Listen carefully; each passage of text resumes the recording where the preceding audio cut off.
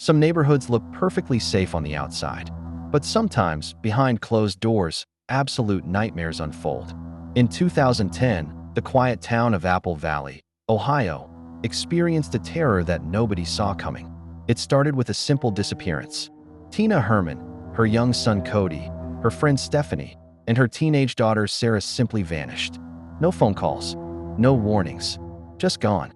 When a concerned co-worker asked the police to check Tina's home, the officers expected to find an empty, quiet house. Maybe the family took an unannounced trip, but as the flashing red and blue police lights illuminated the driveway, a strange, heavy feeling hung in the dark air. Inside, the house was silent, but the walls told a different, horrific story. Yellow tape quickly went up. Blood was found in the living room, in the bathroom, and tracked across the floors. Yet, there were no bodies. For people were missing, leaving behind a terrifying mystery. Panic swept through the community. Hundreds of volunteers combed the dark, dense woods surrounding the town. They checked ditches, abandoned sheds, and open fields. Every passing hour meant the chances of finding the family alive were shrinking. Investigators finally caught a break. Security footage from a local Walmart showed a man buying heavy tarps and trash bags right around the time of the disappearance. His name was Matthew Hoffman. He lived just a few miles from Tina. Police quietly tracked down his vehicle. Hoffman was an outcast. Locals knew him as a strange figure who spent his days deep in the forest. He would climb tall trees, sitting silently among the branches, just observing people. He was the watcher in the woods, and now, all eyes were on him. SWAT teams descended on Hoffman's property. They broke through the door, ready for anything. Inside, they found pure chaos. The living room was a disaster, packed with junk, trash, and strange collections. But the most disturbing discovery was deeper inside. One room was entirely filled with dry autumn leaves.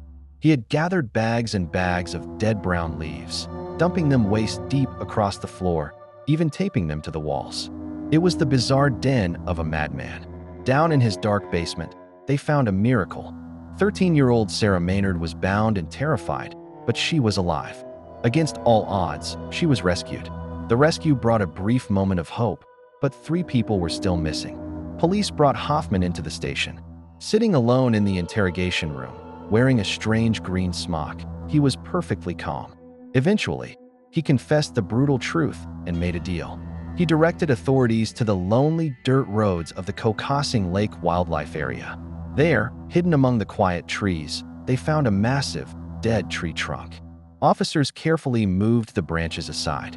Down inside the dark, freezing trunk, investigators made a devastating discovery. They found the remains of Tina, Stephanie, and young Cody hidden away. The nightmare was finally over, but the scars left on the community would never fully heal. Matthew Hoffman will never walk free again, spending the rest of his life behind bars. Thank you for watching Shadow Tales. If this story kept you awake, make sure to hit that subscribe button down below and join us next time for another dark journey.